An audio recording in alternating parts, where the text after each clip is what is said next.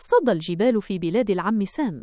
رحلة هارون الريفي من قمم الريف إلى المجهول في ربيع عام 1913 وسط جبال الريف الشامخة في شمال المغرب، وعلى مقربة من تراب مليلية عاش رجل يسمى هارون الريفي بن محمد. كان في 32 من عمره، متزوجا، ويعيش في واقع يغلي على وقع الاضطرابات وصراع الإرادة ضد القوى الاستعمارية.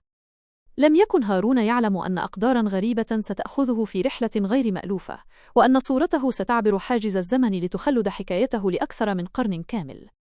العبور الكبير نحو العالم الجديد. في 13 من مايو 1913 وقف هارون على سطح السفينة الضخمة SS أنطونيو لوبيز قاطعاً مياه المحيط الأطلسي الواسعة.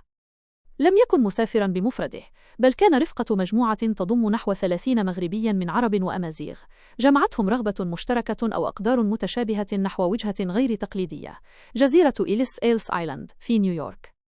لكن المفارقة أن محطتهم النهائية لم تكن ناطحات السحاب أو مصانع أمريكا المزدهرة، بل كانت صخب وضجيج لونا بارك في منطقة كوني آيلاند الشهيرة.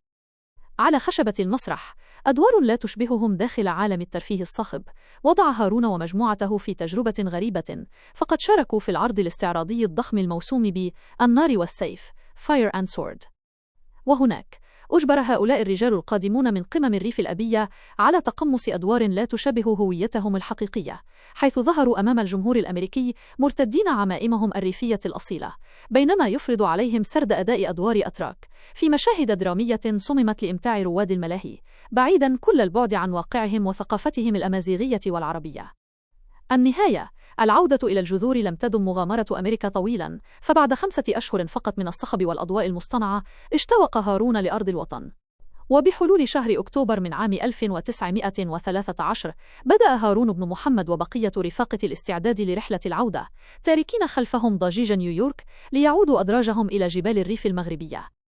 انتهت الرحلة جغرافياً بسرعة، لكن العدسة التقطت له صورة بقيت شاهدة حية على أغرب هجرة مؤقتة لرجل ريفي عبر التاريخ الحديث.